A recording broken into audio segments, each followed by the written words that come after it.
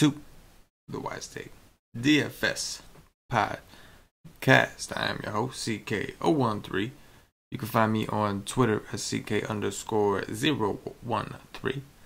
And I am bringing you another solo podcast, the last MLB podcast of the week. We're almost done with the MLB podcast completely. And then, of course, next month, I think it is, pretty soon, a few weeks, the NBA will be starting up. So, really excited about that over at whitesake.com. Glad football is back, having a lot of fun with the NFL. A lot to do. But MLB, sadly, coming to an end soon. So, it's probably actually more like a couple weeks, but still.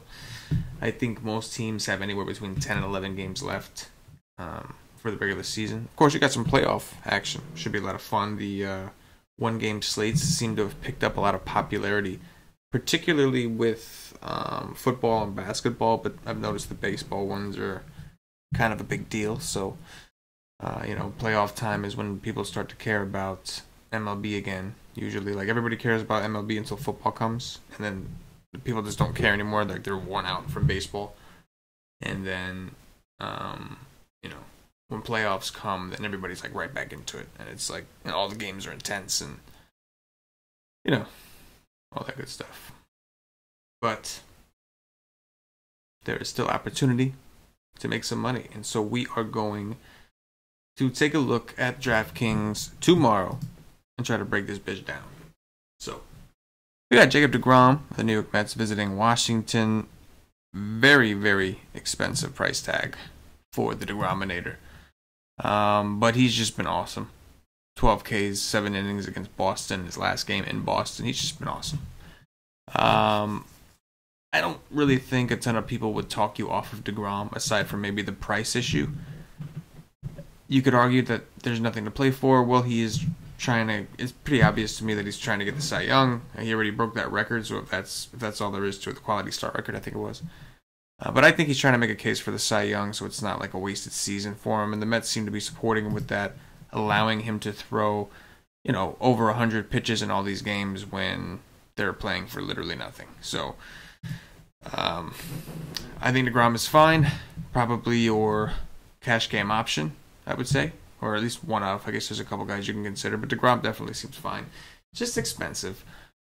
Cole against the Angels, I'm okay with that. I think I'd be more interested if it was Justin Verlander. Verlander, for some reason, strikes out a lot of Angels, but I think I'd just rather find the money for DeGrom. Chris Sale, we have to see what the deal is with his pitch count. So, 42 pitches in his last game, which,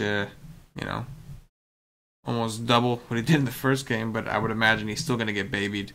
Don't think we can go there. The next guy that's pretty interesting, at least for tournaments, is German Marquez against Arizona, a team that does strike out a shit ton, and put out a Death Squad lineup the other day that smashed Cole Hamels. So there you go. Death Squad, Smashington. Anyway, Marquez is 10-5 going into Arizona, a much better environment for pitching than what he deals with at home. When he was at home against these D-backs, he went for 35 DraftKings points. Pretty sick. So yeah, I know he didn't do all that great against the Giants. He was kind of a big letdown. We get that. But if you truly believe that Marquez is, like, what he's doing this year is real, and it's hard not to when you look at his advanced stats, then I would think you have to like him here against Arizona, a team that does strike out quite a bit in a pretty good ballpark. So yeah, Marquez is definitely in play. Trevor Bauer is back from the disabled list. Interesting. He'll throw a couple innings Friday. So Shane Bieber is apparently going to pitch a bulk of the game. Or no, this is an old note from the. No, it's not that old. A couple days ago. So yeah, Bauer's going to pitch this Friday apparently, and then Shane Bieber's going to pitch the bulk of the game. So that's kind of interesting. So obviously we can't look at Trevor Bauer, but I mean, if Bieber was cheap and this was like a race situation, that'd be kind of interesting. I'm just curious. 9-2. Yeah, no thanks. Moving right along. I gotta go here to the active ones. Greinke, 9-7 against the Rockies. Greinke has not looked great lately. is not. I mean, Houston's a tough opponent. Colorado, you make an argument he was in cores, but if you just look, the upside hasn't been there. It's like he's kind of really struggled to hit any kind of ceiling. Walker Buehler did destroy these Rockies in LA, but Walker Buehler is significantly better than Zach Greinke right now. So probably not going to go to Greinke at 9.7. Rich Hill against the Padres. Oh man, Hill's another one. Like, he's been decent. He hasn't been horrible, but look, like if it wasn't for his strikeouts, he's given up 4 runs in his last 3 starts. I know it's the Padres. So obviously Rich Hill is going to have a certain level of upside. Last time he saw the Padres, 31. Struck out 8 of them. No earned runs. Rich Hill's probably a decent option, but I will say that Franmil the GOAT is always in play. But here's the real issue with Rich Hill.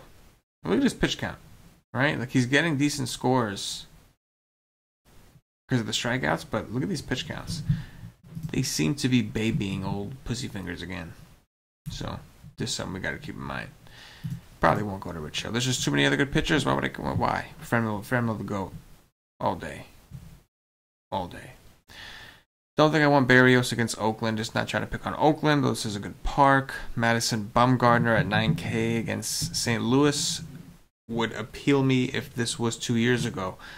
But right now, can't say I love it. Luis Castillo is 8-8 against the Marlins. Oh, Luis Castillo is my dude. He is my dude. I pitched this guy so much. Even like when he struggled at the beginning of the season, I waited a little bit, and then I've caught a lot of these upside games. 8-8 is getting kind of up there. But Miami does suck. But 8-8 is getting kind of up there. I don't know. I just kind of feel like don't feel comfortable paying that price for him right now. I'll sleep on that one. Tehran against Philly. Julio Tehran, what have you been doing, my man? What have you been doing?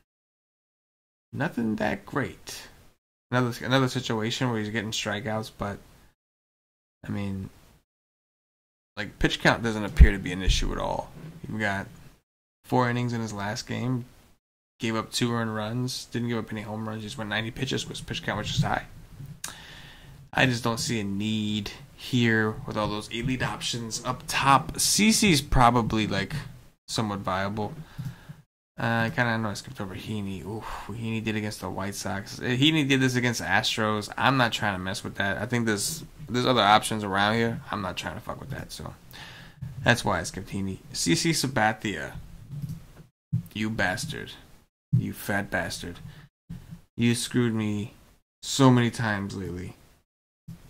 You have. And Baltimore is so bad against lefties, but they're hot. Bad ballpark. No thanks. Moving on. Just had to diss you real quick. Punk ass. Anyway. Nick Pivetta, great price, not a great matchup. Ian Kennedy, I'd rather pick on Ian Kennedy. Ivan Nova against Milwaukee at 7K. Don't think so. John Gann against San Francisco. I could be talked into.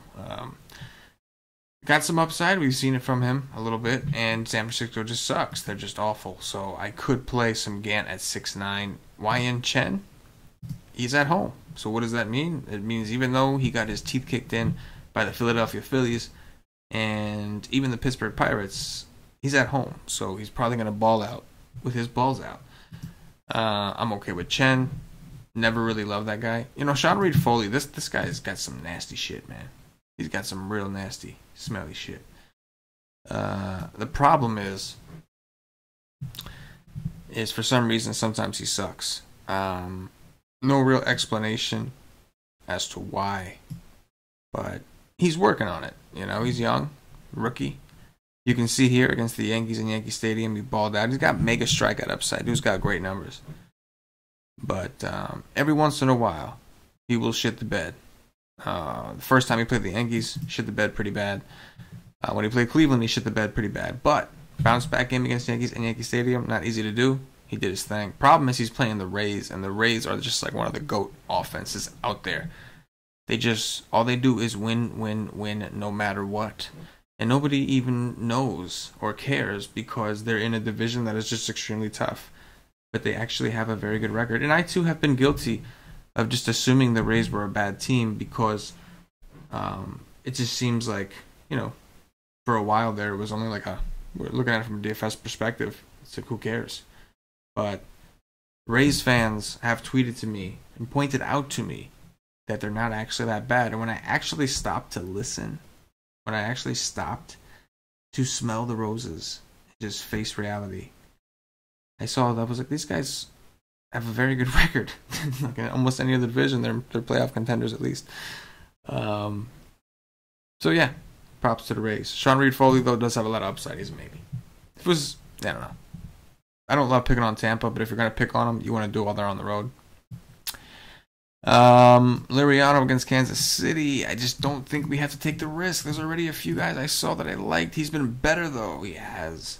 He's been better, though. But still don't think I want to do it. We saw what they did to Matt Boyd today. Liriano has been better, but I don't know. I just feel like I'd rather pitch Gant against the Giants or some shit. Or even Chen against Cincinnati. Do I really? Probably not. Eric Lauer just screwed everybody. He was chalk against the Rangers at home, and he screwed everybody. Maybe people don't go back there, and I'm dumb enough to go back there. Probably not, because I'm still pissed at him. So, most likely not, but I see the game theory behind it. Joe Ross, I will probably stack my Mets. Oh, I can't stack my Mets. I would love to stack the Mets against Joe Ross, but for some reason, whenever Jacob deGrom is pitching, as hot as the Mets have been, and they scored a couple home runs off Scherzer, and just look at the game logs of some of these Mets. Like they've been a red hot offense, and for some reason, whenever deGrom pitches, they just don't do it. I guess they all look at it like their day off, like deGrom's pitching. Now we can just chill and let him, see what he can do. I don't know. But I think deGrom is usually the best hitter, for the Mets when deGrom pitches. Literally. So yeah, I'd love to attack Joe Ross. I just don't think I can do it when deGrom's pitching because the Mets just don't give the man no run support. It's just a terrible thing. Yefry Ramirez, I could do. Very scary. Like putting him on a main team is terrifying because the Yankees do seem like they're starting to kind of click. And this isn't Yankee Stadium. Not that it would have been any better in Baltimore. But he does have strikeout upside. He's not going to go a ton of pitches, so you're not looking at a huge ceiling. But again, if he gives you 20 points at 4.8, you can roll with that. Problem is, when you're looking at downside, last time he played these Yankees was August 26, and it does not appear as though he did that well. This came in relief, actually. He had 3 innings, had 4 Ks. No, 2 Ks. 3 innings, 2 Ks. Got 9 points. Looks like he didn't start that day. Only 41 pitches. So if they're going to let him go around 80, I honestly could do it at 4.8. I'm not messing with no lefties against the Yankees, but if it's a righty, you could try it. It's going to be terrifying, but you could try it. Don't know who's pitching for Tampa, but that could be interesting. So I guess like if I'm paying all the way up, deGrom is the guy. But realistically, that just may make my build too rough, or it may force me on. So I guess deGrom and Yefry, if you're gonna go more chalky with deGrom, then pair him up with a contrarian. I think he'll be contrarian. People don't typically love picking on the Yankees. Or I guess you can come up here to the Lauer Liriano range, Foley, John Gant, 38, 37. That's just you can make it work. It's just a pain in the ass. You know what I mean? I prefer to have some salary to work with. So I'd probably go Marquez, which is probably a fish move. I have a feeling that Marquez is going to be pretty popular tomorrow. There's a lot of pitching options, so I don't think any one person in particular is going to be crazy over-owned. But I would assume that most people are under the same mindset that it's just easier to build a lineup this way, and they're going to try to plug in Marquez. But again, there's a lot of pitchers, so maybe not. But if I came to Marquez, that would be much easier to get up to Gant. And I'm working with some money here. Now I would love to stack the Mets against Joe Ross. But DeGrom's pitching, that just terrifies the shit out of me. So Joe Ross, not that he's like, a terrible guy or nothing, but just hasn't shown a ton of strikeout upside. And the Mets just face Scherzer, and they're hot right now. Oh, that sucks. This is like the only time ever that I'm upset about DeGrom pitching, and I'm really not. I don't mean that. DeGrom day is just a great day all the time. So what other bats are we looking at then? Pittsburgh. Oof. Really not a ton to like. Detroit and Kansas City had like a crazy blowout game today. That was pretty crazy. Not a ton to love offensively. You got a bunch of guys that you don't necessarily want to pitch because like they're all decent pitchers, but you don't necessarily want to pick on them either. I could go to Baltimore, especially if I was gonna play. Yeah, I could go to Baltimore, but obviously the Yankees look like they're starting to come around offensively. But I could pick on Nova. I don't love the park though. Oof. Don't want to pick on Chen at home. Yeah, it's a tougher slate for offense. It definitely is. Like, I guess you could look at, in all seriousness, the Dodgers against Lauer if you weren't going with that leverage, leverage game theory type play. Could do that. If Bauer's on a pitch count, like I forgot if we established. Yeah, Bieber's coming in. Oof. Not an easy slate for bats. Philly, you can go to Philly against Tehran. That's actually not a terrible move. We can attack Ian Kennedy. We talked about that. I don't know, man. I'll be curious to see what the over/under is in that Mets game tomorrow. I'm kind of tempted. They get the Twins against Hendricks, I guess. Yeah, this is going to be a tough one. This is a good day to get a day pass at wisestake.com to get your ass some help with some DFS shit tomorrow. You know what I mean? This is a good day for that. But yeah, if you're not already a member of wisestake.com, get over there. Check us out. Rock with it. I'm just gonna tell you this real quick before I resume. Day pass is $2.50. You'll get access to all the content for an entire day. You get a Y stream. You get cash game article, tournament article, cash game DFS on the Y stream day tomorrow too. So you get cash on the Y stream with Paulie the D, the true OG of the Wise Take Nation. Get access to all that shit, $2.50. But if you really want to get down with the community, you want to make the commitment and be a true part of the heart, of the core of the Wise Take Nation, you got to have a monthly plan or higher. And you'll get access to our Slack chat where all the magic goes down. That's where the magic happens. That's where the community lives. That's where the community lives. Back to it. Let's do it. Yeah. I kind of like Baltimore, and CC looked pretty good at times. It just seems like lately he's been kind of slipping, but he looked good until then. And Baltimore's numbers, if you look at them against lefties, you're gonna think I'm crazy, but they just seem like they're hitting a little bit better as a team. So I'm willing to take a shot in a good hitting park. It is a tough situation, man. It's not pretty. We don't even know who's coming in for Tampa just yet. We got to check on that. For Toronto, I really would like the Mets, man. The only thing holding me back is that DeGrom's pitching and they just don't give that guy any run support. That kills me. All right, so top three pitchers, obviously Jacob DeGrom, German Marquez. Those are the easy ones, right? Then I think I'm gonna go with Gant. I do like Gant against the Giants, but then my flyer pitcher, you can call him, would be Efry Ramirez. Big time risk though. I prefer the other three if I can make that work. As far as top three stacks, this is a tough one. I'm gonna say the Mets just because I would like to pick on Ross, but just understand that if you are going there, they really do. For some reason, they just don't give DeGrom any run support. Just keep that in mind. I will also go with. I'll go with the On the road, they're just not so great. Yikes. I guess I'll go with the Rangers, right? We'll have to pick on the bullpen of Seattle, so I guess I'll have to go with the Rangers. They should be pretty popular tomorrow based off what I'm seeing in the lack of offenses elsewhere. So, Rangers. And then, of course, Seattle. Seattle's going against this guy. That's right. I mixed that up. Yeah, I mean, it's looking like Seattle, Texas should be pretty popular. Seems like a popular game stack, but whatever. Roll with them in the Mets in the top threes. It's the first look. We'll see what happens tomorrow. We'll see what I uncover. Home runs. Let's look. So I'm gonna go with Michael Conforto Goat because he's been just doing the dongs regularly.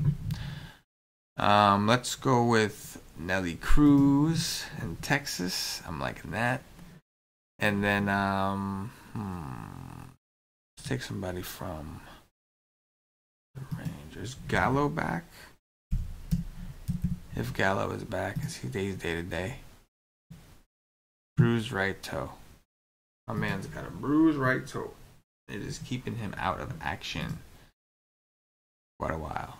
Alright, bet. Mitch Haniger sticking with Seattle. 5-3. Holy shit, that's expensive. 3 outfielders. That's the dong watch. That's gonna do it for the White Slate DFS podcast. Appreciate y'all rocking with me. Of course, on YouTube, please click that thumbs up, that like button, subscribe to the channel. If you are listening on Podbean or iTunes, give us a 5-star review. All them shits help. Watching us on Facebook, give us a like and a share to support the White Slate Nation. And if you are watching us on Twitch or Twitter, give us a follow, give us a retweet. All this shit really goes a long way here. It goes a long, long way. If you guys have not already checked out Paulie D and Patio Joe's NFL podcast, you need to get on that. It was recorded it was streamed before the show. So it already happened. But it's up on YouTube and Podbean and Facebook. It's all over the place. So go check that out. They got a pretty cool contest going over there.